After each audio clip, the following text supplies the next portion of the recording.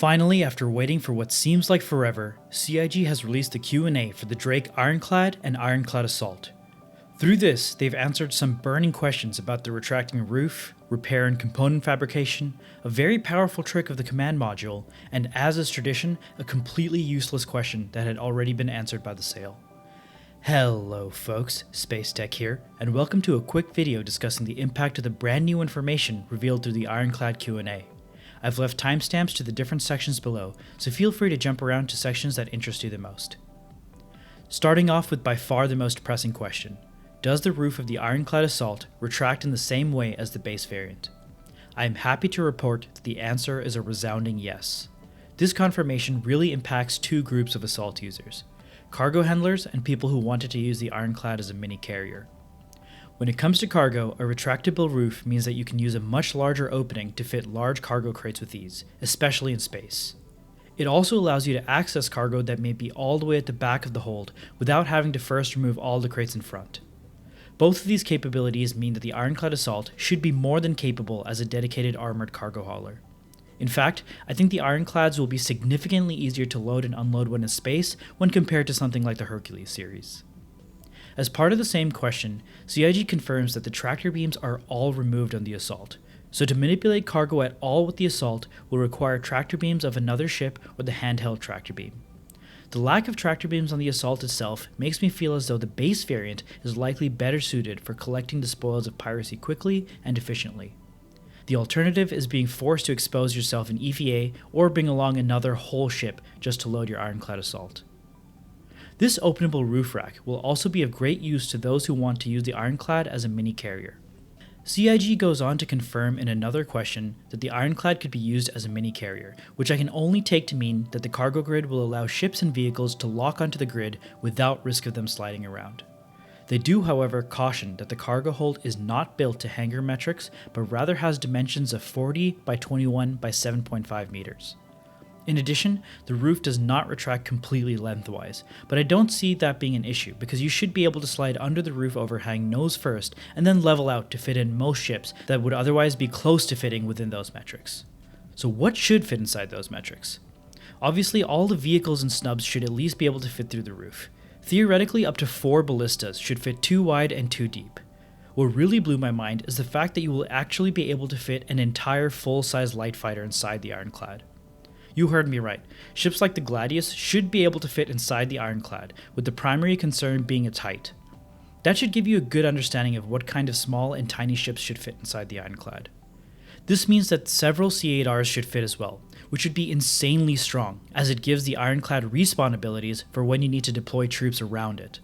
This could be useful to secure a landing zone, assault a fortified location, or even go exploring in hazardous conditions. Just by having a C8R in the hold, you increase the utility of an Ironclad several times over. When it comes to the Assault, while we do lose some space to the repair bay, we do see that 4 Nova Tonks should still fit, so the C8R and similarly sized ships should still fit with no issues. In fact, the ability to respawn in the C8R actually gives way more viability to the plan of stuffing in tons of Furies into the cargo bay, and just unleashing a swarm of snub fighters. This is because it takes away the fear of losing those pilots to respawns millions of miles away. The Assault variant also gets several times stronger with this addition because of its ability to respawn the tens of troops that it deploys out on its missions. That's not all for the Assault though. There was also a question asking if the repair bay will be limited to just repairing vehicles or if it would be able to repair ship components as well. Here, CIG confirmed that the repair facilities will be limited not by type but by volume of the component and resources. While this may seem like the same thing, all vehicles in the game today use size 0 components compared to size 1 components on the very smallest ships. In my opinion, it's unlikely that there will be some size 0 components that will be too big to repair, but rather the other way around, where there may be certain size 1 ship components that are small enough to be repaired on the Ironclad. This would potentially give you the ability to maintain that fleet of Furies that we were talking about earlier. Another important answer was the confirmation that the command module between the Ironclad and the Caterpillar will be interchangeable. This is actually a secret buff to the cargo capacities of the Assault variant for one major reason. The Caterpillar's command module has a mounted tractor beam beneath it.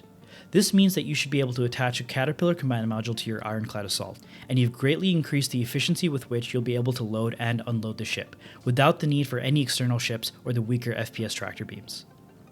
Beyond these answers, we also got a few smaller confirmations. The first was that the Assault variant will come with an onboard armory, potentially in the same spot as the secure cargo on the base variant at the front of the ship on the top floor. This is a welcome addition, especially if you want to be able to rearm those troops respawning in your Ironclad. Next, we got confirmation that the cargo hold will not have an air shield for its roof, so if you're in space, you will have to be careful venting the cargo hold and will be forced to wear a suit to walk through the hold. Finally, we got a string of fairly obvious questions that had obvious answers as per usual for these Q&As. Self-destruct will work exactly as you expect it to. You can self-destruct the two sections of the ship individually or together from the command module if it's attached. The Ironclad's main hull will stay powered even if you disconnect the command module. They don't know how insurance or armor is going to work for this ship, and of course the cherries on top are questions that were literally answered in the brochure. The command module has a quantum drive, and the internal turret is a turret and not a tractor beam.